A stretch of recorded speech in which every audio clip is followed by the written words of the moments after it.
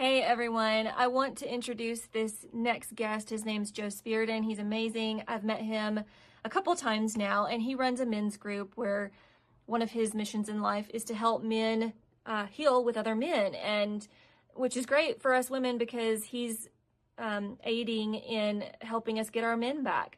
So before I post this video, I just want to say that these are just our views and opinions. Don't come after us if this disagrees with your views. This is just two people talking, open discussion on how we currently see the dynamics of men and women and trauma and how we can do our part to help unite everyone. So listen with an open mind, and anything you don't agree with, just skip past that. Hey everyone, I'm Sarah Harvey, and you're watching the Aspen podcast. This is my guest, Joe Speredon, and he is a master guru of men, their minds, and I want to pick his brain on what all's going on in our world today with our men and women. We had a conversation at a pool party that you kind of helped you put together, and I just thought he had some good points. Me being a woman, I don't really understand the male mind, and so I really feel called to talk about the disconnect with our men and women today and why we're not hanging out, why we're not best friends and companions where we complete each other, but it's more like we're at odds and enemies. So I felt like God put this on my heart to do, and so you were the first person that I thought to ask. So do you want to kind of introduce yourself and talk about your group and how you got into it? Yeah, I appreciate the invitation to be here and to talk with you. I've been dedicated to this work for coming up on about 6 years now, and started this from kind of my own midlife crisis, faith crisis, existential crisis, all wrapped up into one. And when I was in that space, in that place, really not knowing how to process what was going on inside of me, feeling like I had done all the things in life to that point that I was supposed to do, I felt very isolated. And that's kind of the number one thing with men, is the majority of men out there feel isolated. Can I take notes as you're saying this? Yeah, absolutely. I would love that. I'm going to grab one of these clipboards.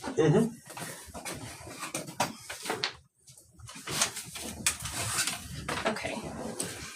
So the reason for that isolation is because in masculine culture, men have kind of been conditioned to say, we don't talk about these things.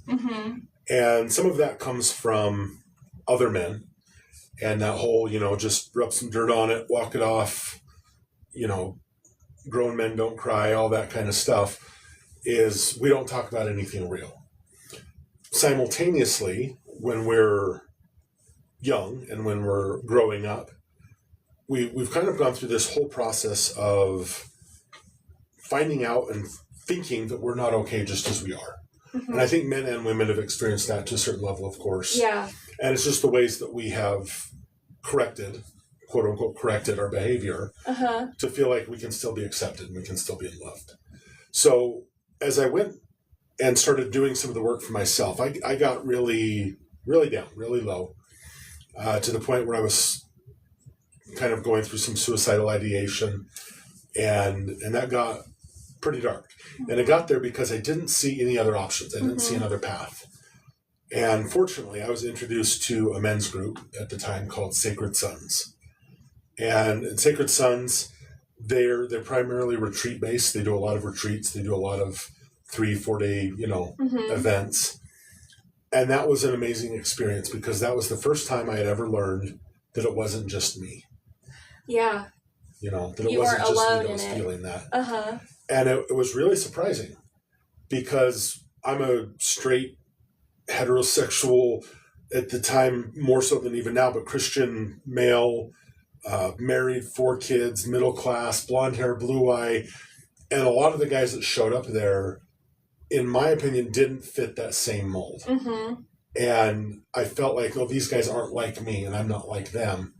Come to find out, we're still all going through really similar stuff. Yeah. And that was really an amazing thing to learn.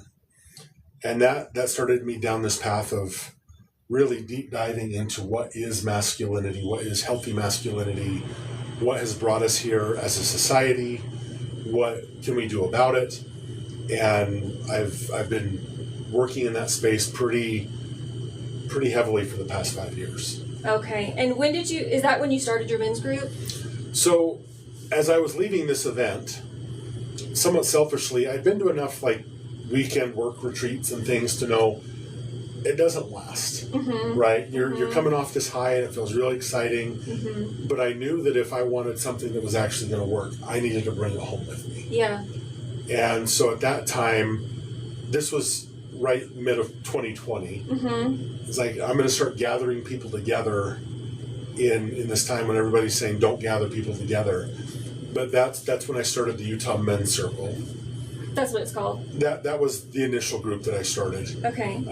It's since shifted, but I ran the Utah Men's Circle for about 3.5 years here in Utah, and with two other really awesome men, we co-facilitated and had a lot of probably thousands of men get to this point where they got to talk about real things. Yeah. And experience some authenticity that maybe they hadn't felt like they could experience in the past. How do you live? I don't understand how you can live that long without authentic conversations. Was there anyone, like as a man growing up, is there anyone you can ever talk about things with? I was probably still more fortunate than most. My dad, he's a great man. We didn't connect on every level, but I always knew that he loved me. And I never felt like, I can't express any emotion ever. But generally speaking, no.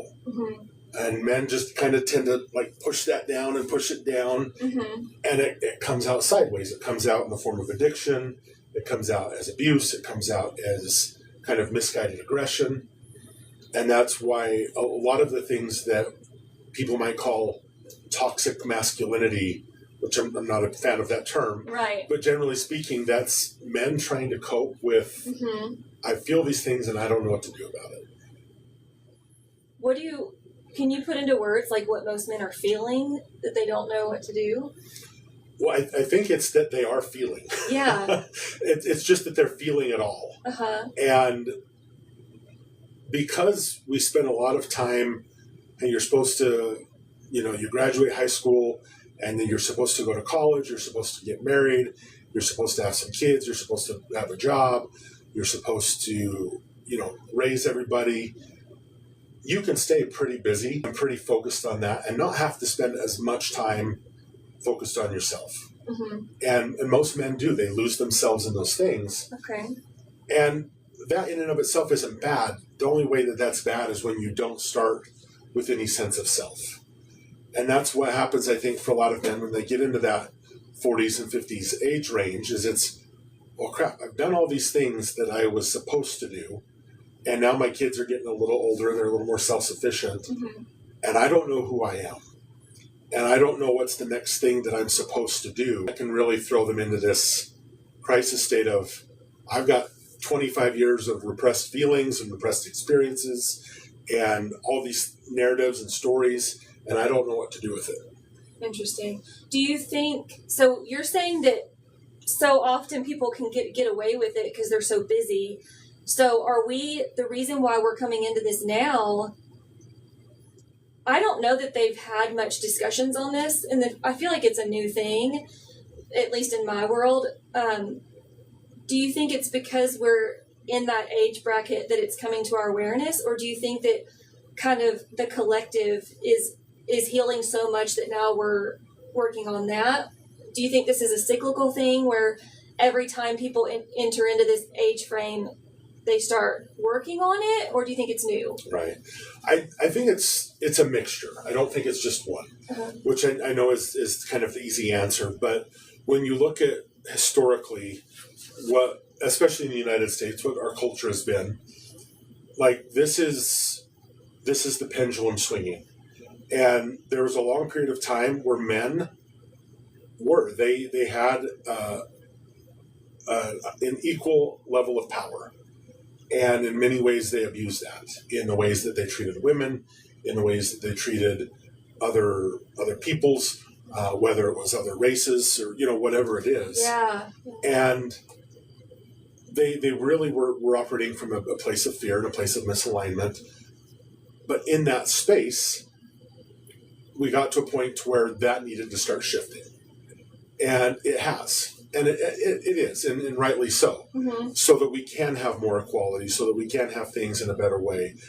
But because of that, the way that I've experienced is that men now, especially kind of my age bracket, middle-aged white men, are kind of seen as the bad guys. Mm-hmm. And whether it's what people define as the patriarchy, or just generally speaking, like, where are the problems in the world coming from? And it's these guys. and there's a level of that that's accurate that we've needed to make adjustments. But then there's this kind of overcompensation in certain ways to where men need to start having some of these conversations. Mm-hmm. And gratefully there are women like yourself, and there are other men and other people that are saying, yeah, these men need something too. Mm-hmm. When you look at the suicide rates, for example, mm-hmm. 3 out of 4 suicides are men. Mm-hmm. And 3 out of 4 of those are men between the ages of like 30 and 50. So when we're looking at those numbers and we're like, there's probably something to that. Yeah, why aren't we needs to be helping? addressed. Yeah. And so part of it is cultural, but part of it also is, I think, kind of an awakening of mm-hmm. we don't want to keep going down that same cycle. Yeah. There's so much that I could ask after that. So my dad was a cop, and he came from a line of cops, all men in his family. He didn't have sisters or anything. Mm-hmm. And his mom was very independent. So I felt like men were just cold and didn't have emotions. And I remember when I first started this career, because I can read people, when I would lay hands on a man, it was like deeper emotions than women. And I don't know if it's that men feel deeper, which would be like awful because you guys don't express it, or if it's that it's just all there from, all your life, where women, we funnel it, you right. know? Do you think that men feel things deeper than women? Because men are the ones that are writing all the love songs and, fighting all the wars. Yeah. I think men do feel a lot more mm-hmm. than what we've tried as a society to create the perception around. Yeah. For a long time, as men, just feed them a sandwich and they're going to be fine. And there's mm-hmm. not a whole lot going on beneath the surface. And that's just not true. Mm-hmm. But as men, we've been somewhat conditioned to turn off mm-hmm. the sensory to the feelings. And that's why for a lot of men, stepping into this type of work mm-hmm. can feel really scary and really uncomfortable. Yeah. Because you'll get men that are 55 that say, I don't trust men. I haven't cried in 45 years. Because of men. Because of men. Because I was told that was bad or wrong or weak or whatever it is. Yeah. And then when you finally do help create a space where they feel permission to be themselves, mm-hmm. there's a lot that's sitting right there. Oh, yeah.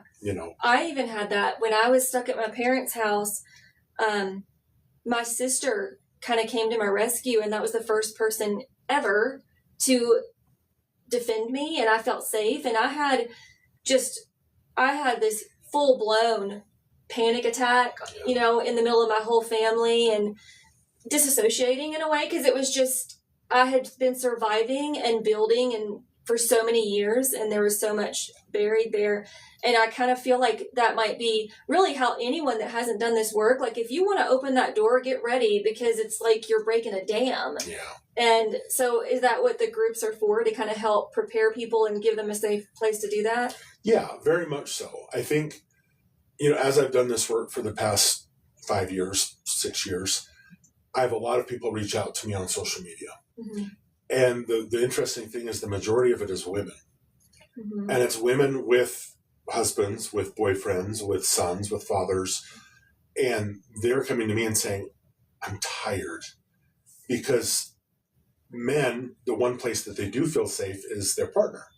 And so they're coming to their partner and unloading on them And, well, of course, women can hold that. The capacity is there. But as far as like what is ideal, to me, the feminine isn't necessarily designed to be the container. The woman is designed to be what fills the container. And when men are stepping in and just dumping on women over and over and not actually processing any of the emotion, just kind of like complaining about it. Yeah. It's more of a logical thing, mental. This is the thought about what I'm feeling. But when men get around other men and we create a space for them to where they do feel, hey, I'm okay. This doesn't compromise my masculinity, and I can let go. And we create that space for that to happen. And men can really open up. And when they do that, they then can come home, and it's not like they stop talking to their partners, but it's different. And they become more of a container for the feminine energy, which to me is very ideal for a healthy relationship. Yeah. Well, and someone had mentioned somewhere, like, you don't want your relationship to be your therapist. Like, y'all are supposed to be building your own empire on whatever you're meant to build.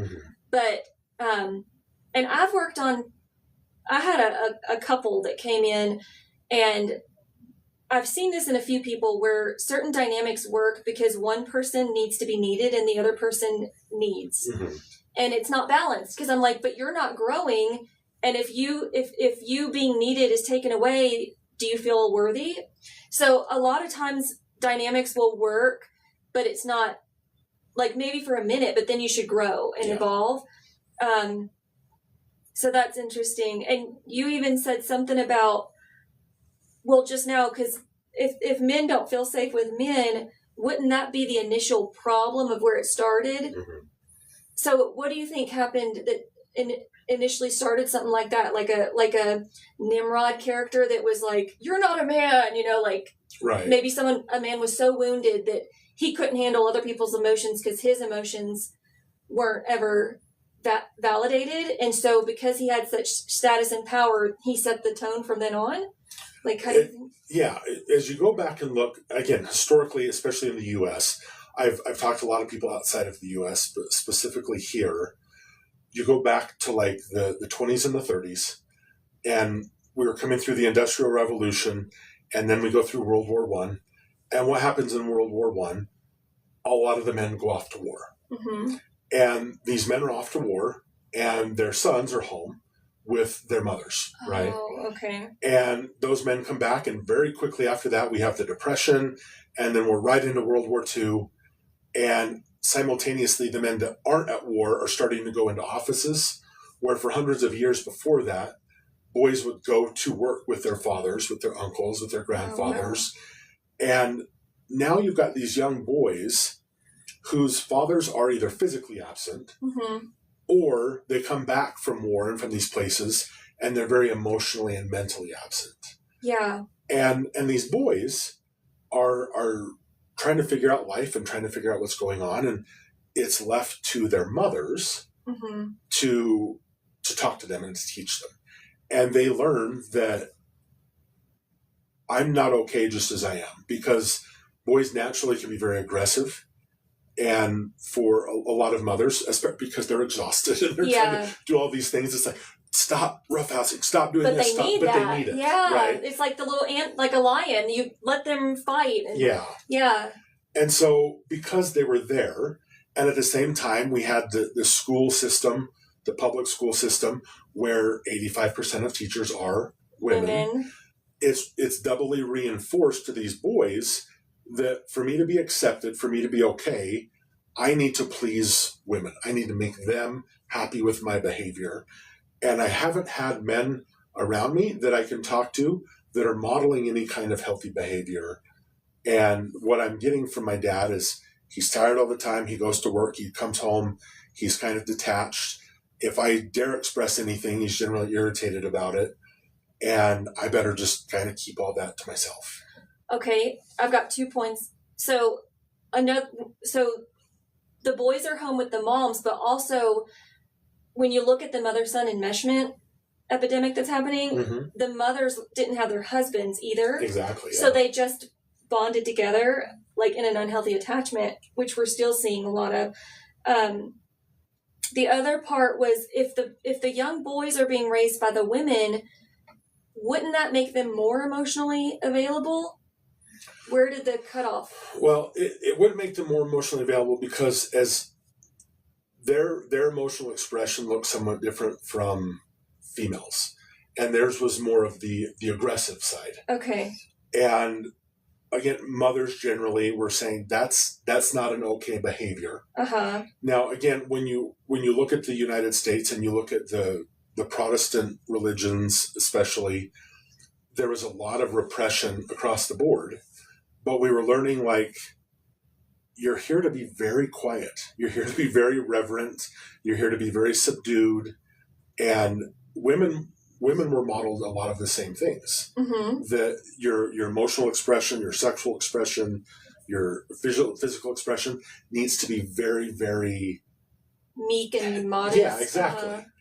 And so I think young men were taught that same thing. And women, again, doing the very best they can are trying to say, like, all right, well, what are boys supposed to be about? And they are looking at their husbands and saying, hey, you need to toughen up. And they're reinforcing some of those same things because they think that's what the boys need. Mm-hmm. And just generally speaking, what they've learned is I'm not okay as I am. And I need to learn how to make my mother happy. Then I need to learn how to make my teacher happy. And then I get into these dating years and into these years of marrying, and I transfer all of that onto my girlfriend who becomes my wife. And then she's essentially stepping into that same mother role. So going back to your initial question of these boys and healing that thing with men and the enmeshment with their mothers, I'll get so many men that say, well, I've been to a therapist. Mm-hmm. I'm talking to this woman, and the woman is brilliant. She has great insight, and it's really important. But until he addresses that with men first, it's more of an order of operations thing. Because once he steps in and he can handle that in a healthy emotional way with men, then he can go be around a woman and be a lot more responsible with his energy, be a lot more responsible with his own self-awareness, and he can show up in a much better way and actually receive what these women have to offer without the ulterior motives or hidden agendas and things like that. So what about in the singles community where the men aren't using the women to, pour out their emotions on? More so, it's like there's a lot of avoidant behavior. And that's really confusing to me. I tend to attract only that. And I don't know if that's just because that's what there is. Because I saw someone else saying when you're in your 40s, so it's avoidant or it's anxious. What's the healthy one? Like present? Yeah, I talked about it so little I don't even remember that. The healthy ones, you're not going to find them because they're married. So you basically have the avoidant. And I guess there have been a few where I wasn't really, so maybe I was the avoidant. I don't know. So I've tried to figure this out where what's causing the men to go all in, and then the minute that the woman has feelings and it's real, they just run. So what I've witnessed over and over and again is almost every man and every woman in their first relationships, they started in something that was codependent, which is I'm not okay unless you're okay. And like you were saying earlier, like one person needs to be needed and the other person needs to like be needing. Yeah. And as we step into those relationships and that's unhealthy, inevitably a large portion of those relationships end. And when those relationships end, when all of my self-worth is dependent on you and now we're not in a relationship anymore, there's an overcompensation with men and women. And again, just generally speaking, this isn't everybody, of course, but what I've witnessed is women, when they're divorcing or whatever it is, they tend to go into this kind of hating men. Yeah. And they gather with other women. Mm-hmm. And that is the way that they find a feeling of quote unquote independence, is by kind of vilifying the opposite gender. Yeah, I hate that. And men do the opposite. They isolate and they say, I'm not ever going to be in a relationship again. And they have to kind of vilify women, but they don't gather in groups to do that. So then you have men and women who inherently are designed, we've evolved, we've been, created to be in relationship, and we, at a very core level, desire connection. So it's all right. I have this feeling about women because that's where all of my pain came from. I have this feeling about men because that's where all of my pain came from. But I still desire something. How do I do this? And there's the unhealthy way, which is just to enter another codependent relationship. And then there's the healthy way, which is to start finding some true independence and some true self-worth and self-awareness, that I'm okay as I am and I know what I am about. I have a sense of self.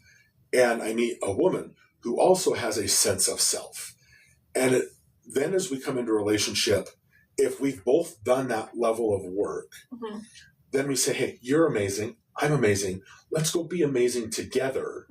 And that feels really interdependent versus, oh my gosh, I need you so much. And if you're not loving me and doing all these things all the time, I'm not okay. And going right back into that place. Do you think half of the marriages, because half fail, that's how they start? I think 99% of relationships start that way. I think a lot of quote unquote successful marriages are just more acclimated to the codependence. They stay codependent. Yeah. And we'll in certain ways, we'll even glorify that. We'll look at couples and say, hey, they were together for 60 years. And it's, oh, that's so sweet. And you'll ask him and he says, well, I just made sure that my whole life was about keeping her happy. Yeah. Happy wife, happy life. Yeah. And I think, well, okay, everybody gets to do their thing, but what if you both were happy? Yeah. And you entered from that space. Yeah. So I really feel like that's kind of the next iteration and the next leveling up of society is an emotional maturity where whether it's us or our children, we start entering relationships where we first have a sense of self so that if we decide to get married, that we're doing that because we want to, not because we feel like we have to. Yeah. That I'm not going to be okay unless I have you forever. And I'm making sure that you always need me and I'm making sure that you're okay. And of course we're going to care about each other. Of course we're going to love each other, but it's not from this place of, if you're not okay, I'm at risk. Do you think, because I've questioned that, I'm like, well, this is the first time that all of our basic needs are being met. We're not in fight or flight. We, both parties can take care of themselves, but we still need to procreate and we still do need a partner. So do you think that we're in some in between of maybe a generation where we learn on, because what's the saying? You can't enter a union half, you have to be two wholes. And I don't think that's ever been said before until our time. So are we in let's say a whole generation of sorts where we're kind of coming to a complete stop and saying, let's work on ourselves. Population might, dim a little bit. And then when we're a little bit more healed and we've tackled these generations of trauma, then we can partner more whole. To where people like me, we just have to suffer through it and maybe not get remarried. Is that a thing? I think, and this is just, again, in just a short 5 years, I have seen more men and more women doing a level of self-work. Yeah. And more couples really entering that place of, we're entering this because we want to. And I think that continues to grow. And the more men and the more women that model that, the more people see it and say, oh, I want that. I want to do that. It's okay to be open. Yeah. Yeah. And instead of where the majority of men were, well, I just want a situationship or, a lot of the other terminology that's out there around that. And women, there's a lot of women that just spend 20, 30, 40 years really vilifying men. And men that spend 20, 30, 40 years really reinforcing the opinions that these women have about men. The villain character. Yeah.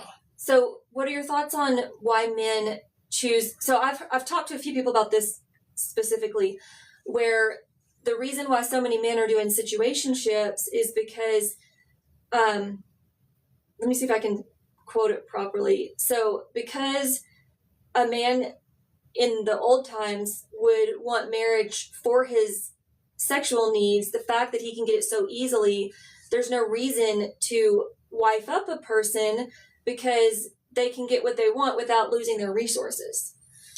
Right. I think that's absolutely part of it. I think, again, divorce is awful for men and for women. It can be a very traumatizing experience. I know for a lot of people it can be very liberating as well. But the majority of the men that I work with that have gone through divorce, it's incredibly painful. Yeah. Like they never recover from it, I feel like. Yeah. And speaking from the male side, men,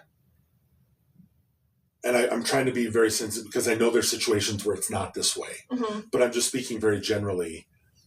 When a couple breaks up and people are saying, well, what happened?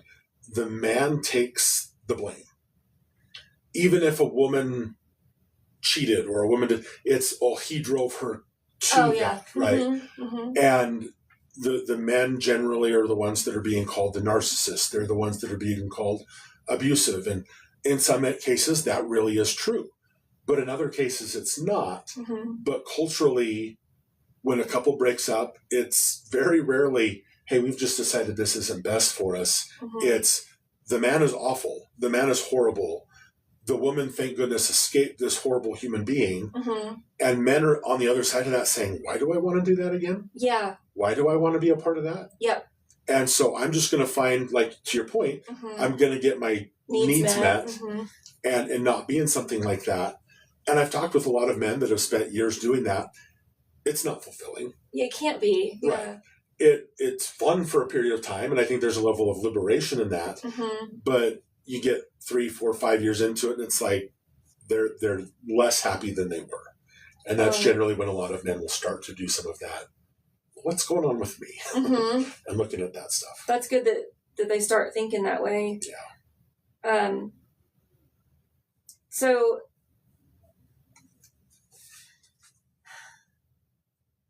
you were saying that the men get the blame. And I have seen, I had a friend that was married and she was treating her husband the way my husband was treating me. And I told her I'm ready to end our friendship because that's not okay. And I've had issues with my own parents on how mean my mom is to my dad. I'm like, this is ridiculous. I would not want to be here. And I think because I've spoken up, they're working on their relationship. But I remember in my marriage, I started getting real naggy and I was like, I don't want my parents' marriage. So I worked really hard on that. But I feel like the more that I, submitted and gave in, like he got worse. Yeah. So that this is off topic, but because I was like searching for me the Bible and like, what do I do to make this work? Because all I learned was, the feed him, and he'll be happy. Well, I did that and it didn't work. And I'm like, this is what I was raised to believe would be a good wife, and it didn't work. So, so I searched in the Bible and it's like, obey him, submit to him. So I kind of lost myself and I became this very unattractive, pathetic person that was super sick because I was just distraught. And I feel like he lost all attraction to me. So, and then I see a lot of guys that, because they say that men on a deep level feel very worthless as a whole, because I heard one pastor say, a man will always feel worthless because they came from the dirt. A woman, you can call her worthless and she'll laugh in your face because she knows where she came from. She came from the rib of a man. So she knows her worth. And I thought that was pretty interesting, whether it's true or not. And so I think because men have that deep insecurity, you see a lot of trauma bonds where a man that doesn't feel worthy will find a woman that nags, even though they hate it. Right. But a woman that respects and loves and treats him right, he won't want because it doesn't trigger his need for love. Yeah. What do you think about that? Absolutely. I think, men and women both hold the responsibility of, again, a sense of self. And culturally, we did. We've taught women for a long time. And you go back a really long time, and marriage was essentially about property, and women were kind of treated as part of the property. Yeah. And men were not taught to value women as equal companions. Okay. And right, because even so many cultures even today marry children. Yeah. But it's more so, I have too many kids, you need to take care of, you know, which is sad. But yeah, and it's not sustainable. Uh-huh. And that's what we did for a long time, and women were very deeply hurt in that process. But as we got to this point with men, where they don't feel like they can talk about what's real for them, mm-hmm. and when they have fear, they generally tend to mask that with anger. Mm-hmm. Because that's acceptable. Yeah, exactly. Mm-hmm. One of the things that I talk a lot about with men are masculine archetypes, mm-hmm. and archetypes to me are just a way to kind of better understand yourself. The four that I use often with men are the king, the warrior, the magician, and the lover. Okay. And each of those archetypes, there is an aligned version of that. But they also have polarizations. And each archetype has a passive and an active polarization. And I say all of this to reference specifically the warrior archetype, that when men are in an aligned warrior archetype, they're getting it done. They're showing up, they're protecting, they are fit, they are energetic, they are living in a very energetic, primal, vigorous way. But when men start to be influenced by fear and trauma and culture, they can slip either into masochism, which is I'm suffering and I'm going to hurt myself before you can hurt me. Which would be the avoidant, maybe? Yeah, absolutely. Okay. And the flip side of that is the sadistic, the sadist, which is I'm going to hurt you so that I can feel powerful. So that which would be the narcissist. Yeah. Okay. Absolutely. And so men tend to overcompensate into one of these two places. This is, for me, when somebody's talking about toxic masculinity, it's men that are operating in the polarizations of an archetype, mm-hmm. which is why it gets really confusing when men do show up in a healthy warrior energy. It can look really a lot like the polarization side of it, but it's not. And it really goes back to awareness and intent.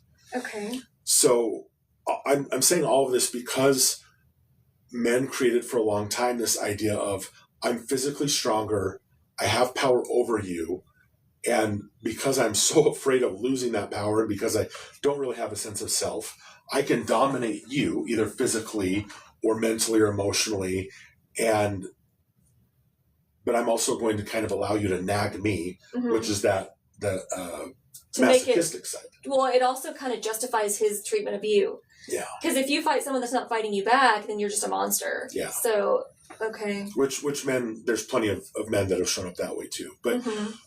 all of this, as we historically look at the way men and women have been showing up, women were treated very poorly for a very long time.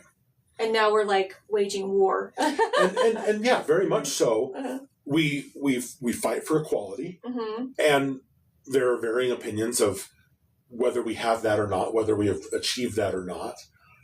But as we get to certain places, the pendulum, I think, overcompensates, mm-hmm. and now now we're going to make men suffer. Yeah. And now we're going to hurt them, and right. we don't care about them, and we yeah. don't care about what they're going through. And that's where I think a lot of our problems come from. Yeah, well, and you hear a lot of men, like, talking about, because, like, I came from chivalry in the South, and really never opened my own door or paid for my own meal, and I came out here, and it's very different. And a lot of dates I went on, like, wanted to go halves, and it was just very different. But I think a lot of people, whether it be here or it's just the new way, men don't want to offend a woman by opening their door. I do think the women in Utah are a little harder than the Southern Belles. Mm-hmm. We want to be carried across the puddle. Out here, I'll do it myself. So I'm not sure where that came from, but I guess that would be the feminist movement is threatening the men that want to still please a woman to become a little too feminized. Yeah, there's certainly been, this is one of the places where I think there's been overcompensation. Yeah. Where women wanted to say, like, I can do things. I have strength. I have capability. I can open my own damn door. Mm-hmm. And rightly so. You can. Mm-hmm. Do you want to? I don't. Right. No, I don't. And a lot of men are at this place of, like, to your point, they don't want to risk offending that. Mm-hmm. And so, I mean, I've talked to men who tried to pay for the meal. Yeah. And certain women were like, I can pay for my own food. You're not, going to have this control over me because of the wounds they've experienced. And so we're in a messy place in certain ways where I think we all do have good intentions. We're all trying. Mm-hmm. And a lot of women are upset with the way men are handling things now. But a lot of women are also realizing, okay, we've caused some of this in the way that we overcorrected. Mm-hmm. And let's work on finding some middle ground. Yeah. I'm going to bring up a totally different topic, but it's the same thing, really, because when you look at, we're dealing with generational trauma. Mm-hmm. And it's at some point we're like, well, this isn't our fault, but it is because it's in our DNA. But I think that also ties in with like the race wars also, because when you still hear all of the fighting between racism, and it's like, well, I didn't do that, but it's still cellular to where through epigenetics, this stuff travels 3-4 generations. And I think we are on like generation 4 of a lot of trauma that now I think because it's watered down in our cells, it's ready to be healed. So when it comes to men and women, because a lot of people, I think this could even be a heated topic for people, we're the most whole as a woman being more in her feminine, but balanced with the masculine, and a man being more in his masculine, balanced with feminine. We have to have each within ourselves, but then the both together create a whole unit. And I don't want to coddle people and change the world based on trauma responses. I want to heal. So, but talking about, this is what we need to do, or this is where we've gone wrong, could be triggering to a ton of people. But I just think it's still important that we talk about it, because I think I told you, like, I see the whole world, men are the husband, women are the wife, and we're toxic, and we're at odds. We need to go to marriage counseling and work through it as a whole so that we don't destroy one another. Yeah. So, with maybe give some closing words on what you think we need to go from here. The biggest invitation for all of us, I think, is awareness. And awareness meaning, am I willing to look at myself and say, why do I do the things that I do? Mm-hmm. And I believe, by and large, the way that our world is operating right now is what you could call external cause, internal effect. Which means I wake up in the morning and think, all right, what is the world going to do to me today? And I hope that my spouse is nice, and I hope that the weather is good, and I hope that the government behaves, and I hope that my boss is this way, and I hope traffic is this way. And if everybody else acts and behaves a certain way, then I have a chance at being happy and being fulfilled. And so we spend most of our time going around trying to control what everybody else is doing or not doing. Okay. And it's exhausting, and it's a losing battle. Mm-hmm. And when we shift that into this awareness of internal cause, external effect, which is, what am I creating in my own life?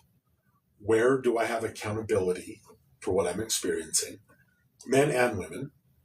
And where am I outsourcing and kind of blaming things outside of myself for where I'm at in life? And if all of us are able to make that shift to say, why am I the way that I am? Mm-hmm.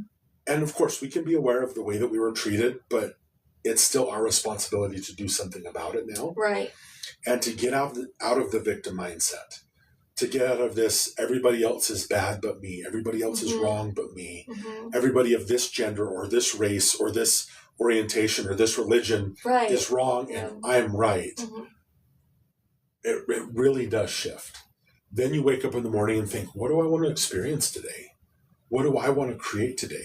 Mm-hmm. And that's where you can enter a relationship in a healthy way to say, hey, I know what I'm about. You know what you're about. we're choosing to be about life together. Mm-hmm. Let's go do some exciting things. Yeah. And that's a complete paradigm shift. How long do you think? Do you think it'll be a whole generation before we overcome this? I think I don't know if it'll be a whole generation. It might be multiple generations. It will continue to be an evolution. Mm-hmm. But more and more men are starting to give themselves permission to say, what do I got going on inside? And where I've continued to evolve is, and try to invite men into a space is, I noticed hundreds of men that would finally express. They would finally cry. They would finally yell. They would finally, whatever it was. And that feels so good after so many years. Yeah. That I noticed a lot of men that just were kind of like, well, I'm going to set up camp here now. Stay in the emotion. And they stay in the emotion. Uh-huh. And what I feel is there's a period of time for the emotional expression. Interesting. And the understanding of the emotional expression, and where you go after that is, what do I want to do about it? Okay. What do I want to do with it? And whether my dad was a certain way or my mom or my partner or whatever, yeah, take the time, feel it. But in my opinion, that's not a 20-year process. Right. It doesn't need to be. Yeah. And I want to get through that expression as completely as possible, mm-hmm. but as quickly as possible, so that I can move on to feeling empowered again mm-hmm. from that internal cause place. I think you'd have to be really proactive, though, in the healing to do mm-hmm. that. Because other time, if not, it just comes up in triggers. And then you're like, oh, I guess I got to work on that, Yeah. So, okay. That's what I tell women when they're saying, like, well, where do I find the good guys? How do I find out who the good guys are? To find out, like, I think, in my opinion, if there's a shot of this going somewhere good, is mm-hmm. ask him who his male friends are. Mm-hmm. And most guys are going to say, oh, I don't really get along with men. I've always just gotten along better with women. To me, that's a huge red flag mm-hmm. that he's not really tapped into anything with his own masculinity. Okay. And then 2, if he does have male friends, what do you talk about? Oh, okay. Because the ones that do oftentimes is, well, we talk about sports and we talk about sex and we talk about, hunting. Uh-huh. But when's the last time you talked about something real? And if there are men out there that have male friends or male support and they're talking about real things, that is 3 steps above the majority of men that are existing in the world today. Mm-hmm. So what could a woman do? And this can go married and unmarried. Mm-hmm. What do men need from women? Oh, that's a great question. I've taught this multiple times. Most men have a narrative and a wound of the time in their life when they thought they were safe to share something very vulnerable, very real with a woman. And they found out that it was either a trick or a trap, mm-hmm. or that the woman just didn't have capacity for it. And they were judged, they were punished, they were left. And they have this narrative like, I'm never doing that again. Mm-hmm. So if women are able to meet men and say, I want to hear from you the real. Mm-hmm. And we even joke about it. Like, do you think my friend is cute? That's on like, sitcoms and things. And there's red lights going off for men. They're like, there's no way I'm answering that question. Or, do I look fat in this dress? Like, nope, sir, I'm not saying a word. Yeah. Because it's a trap. Uh-huh. And there's a reason that that's a stereotype, is because so many of us have experienced it. Uh-huh. But if a woman, as they're talking to men, can say, what do you think about this? Or what do you think about this? Mm-hmm. Or whether it's a sexual aspect or a relational aspect or a emotional aspect. And if a man can say it and a woman can, it doesn't mean they have to be okay with what they say. Right. But can you hold it? Mm. And if a woman can hold it and a man can experience that, massively impactful. So that's like the big thing, is a safe space for him to say what he wants. Yeah, a huge thing. That's interesting, because I had a friend and we were talking about this, and I asked him something and he just laid into me and I got so mad, and he was like, so much for you giving a safe space for me to say my feelings. So right. Well, and men, they generally, again, because they're afraid, they tend to overcorrect if they do that and they want to test it. You know, are you really going to show up that way? And the second you don't, they're all right. I'm backing off. Yeah. But we both hold responsibility there. But that's what, to answer your question, what I think that can help a lot. With young boys too, mothers that have boys, if you can show up with sincere curiosity, boy does something at, you know, age 10 that you don't agree with, that you think is deplorable, and you act towards him like he's deplorable, he's taken that lesson like, okay, I can't necessarily make this go away because it's pretty built in, but I'm going to make for dang sure nobody ever finds out about it again. And it probably seals it into his head that he's deplorable. And so he might be more curious about other stuff like that rather than understanding his curiosities or whatever. Yeah. Because they say, like, if you make something taboo, they're going to dig deeper, you know? So, okay, but that's saying that the man wants to open up. But what if it's an avoidant? Do you think that if we stick around long enough and hold space, maybe not letting, you know, holding boundaries, but also holding space long enough that the man that's an avoidant pushes you away, eventually he'll come around because he sees that you are someone special? Right. And I think this is where the women that are single, a lot of them will see a man and say, oh, he's got potential. Yeah. I can fix him. To me, it would be, rather than doing that, is at the beginning of a relationship to be able to say, hey, this is the kind of man that I'm looking for. And I'm looking for a man that does this kind of work. I'm looking for a man that has this kind of self-awareness. Not getting to a place of like, well, now I'm just going to like hold on and deal with him being really avoidant and really detached, because that's not fair to a woman either. Right. For those that are already in a relationship and that choose to stay in it, I've never seen an ultimatum work, but I have seen a lot of women encourage the men in their lives to go see and go be with other men in some of those spaces. So encourage them to go to let the other men handle it, know how to do it. Yeah. Okay. So if the avoidant, so the woman shouldn't stay unless they're just friends, because then you can be like, look. Of course, okay, but you shouldn't date an avoidant and hoping for his potential, because that's how so many people get hurt. Yeah, exactly. It's not fair to the woman. Yeah. And the men, that just kind of perpetuates the story for them that mom's going to take care of it. Mom's going to fix me. Okay. And I'm going to let her do that, and she's going to take care of me. And they remain emotionally stunted, and they're not taking accountability either. Okay. So I think it's the willingness for women to talk about this conversation, to say, this is the kind of man that I want. Is my friend. This is the kind of man that I would love for you to experience, for you to become, for you as much as for me. Yeah. You know, because I have a friend like that too, that I tell him, like, this is what women need. You need to go be that. Go build your empire, because there's nothing holding you back. Yeah. And I was like, did that hurt your feelings? He said, no, that was refreshing. So good. Awesome. Okay. Do you have any closing words, or do you feel like we... No, I think that was really great. Thank you for the invitation to talk about these things. I think they're really important. Oh, very important. Yeah, hopefully we see a shift changing in the near future. Yeah. Okay, well, that was Joe. And how can they find you if they want to... So you can go on Instagram at Joe Speredon. Or so spell your last name. Speredon. Speredon.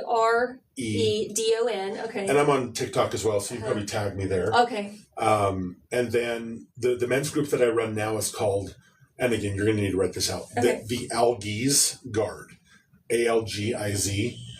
Horrible for marketing, but really important as far as, in my mind, the future of men and their evolution. What is Algiz? Algiz is a Nordic rune. I have the one tattooed here on my arm. It's like a manly thing?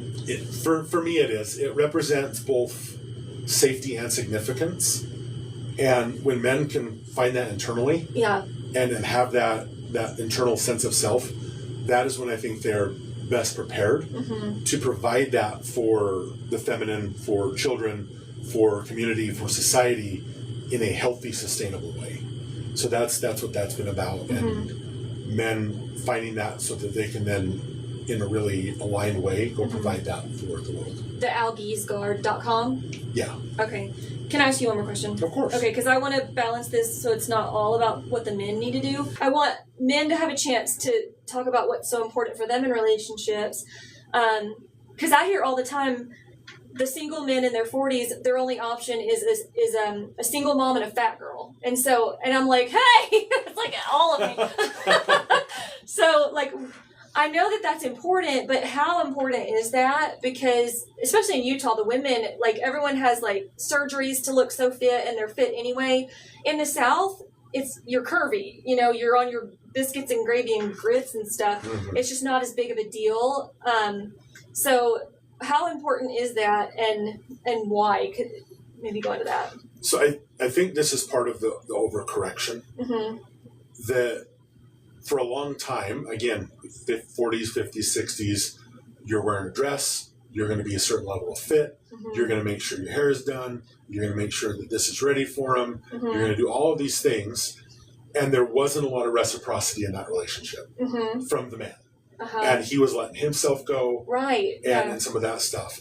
And so as women found liberation, and as they found fighting for equality, mm-hmm. it was, I'm not going to do this anymore. Mm-hmm. And I'm going to do this with my hair, and I'm going to do this with my body, and mm-hmm. you can't make me do any of these things. Mm-hmm. And simultaneously, I need him to be 6 foot. Yeah. I need him to have six figures, yeah, mm-hmm. all that stuff. And the pendulum has swung. Yeah. And so now what most men receive is, you should love me exactly how I am. Yeah. You should love me for who I am. You should celebrate my mess. You should celebrate my lack of health. And if you don't, you're shaming me, and you're therefore bad, toxic, abusive, mm-hmm. whatever. And men say, okay. And they kind of wash their hands and they step out. I'm just not going to be in a relationship with you then. Yeah. And so there's a lot of women that on social media especially that are saying, this is the way men should be, and I'm going to be however I want. Yeah. And any man who says different is all of those things that we were just saying. Yep.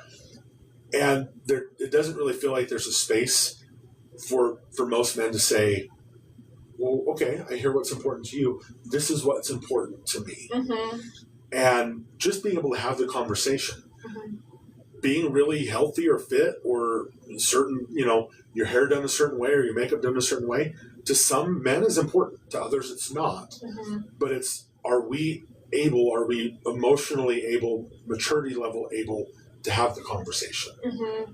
And if we can, and we say, this is what's important to me, and you say, that's not really me. Mm-hmm. We say, that's great. Yeah. I wish you the best. Let's continue to just be great friends. Mm-hmm. And you get to say the same thing. Right. So, but would you say that is really important for men? Is that you keep yourself in shape? For some. For me, it's not so much about, of course, beautiful women. You want somebody who's aesthetically pleasing to the eye. Mm-hmm. But to me, a woman that is beautiful is a woman that is taking care of herself. Mm-hmm. It's not so much about, do you have this breast size? Do you have this exact body type? Mm-hmm. But are you taking care of yourself? Are you physically healthy? Do you mm-hmm. value that? Do you have a level of energy about you? Or just lethargic, depressed, angry? Yeah. And is it that reflecting in your health all the time? Because those things are absolutely related. Yeah. And so you don't find a lot of women that are very overweight, that aren't caring for themselves, even hygienically, mm-hmm. that also are really happy. Right. And so it's just, for me, it's more about, I want a woman that loves life. Mm-hmm. And sometimes that will come through in a physical expression. That won't nag me and bring me down. So I think it's a subconscious that you're just putting words to. Because mm-hmm. really, like, even the makeup and the hair, it's all about health, really. And a woman looks to a man that's healthy enough to provide and protect, and a man looks to a woman that's healthy enough to procreate and carry babies and take care of them and all of that. Would you agree? Or? Yeah, absolutely. Okay. And that's where, like I was saying at the beginning, for a long time there's been hypocrisy on both sides. Yeah. Of, I'm going to be this way, but you need to be this way. Mm-hmm. And it's can we have the awareness? Can we have the conversation? And do we both feel good about where we're coming to and from mm-hmm. to enter a relationship? Yeah. And I think if we take that on all accounts to every human, no matter what, like you said, race, religion, gender, all of it. Like, we all have to take accountability for ourselves and change ourselves. There's a book called The Power of a Praying Wife, and it says, if you want to change your husband, change yourself, because that's all you can change. And I think if we all do that, then we'll see a better world. So, 100%. All right. Well, thank you, Joe.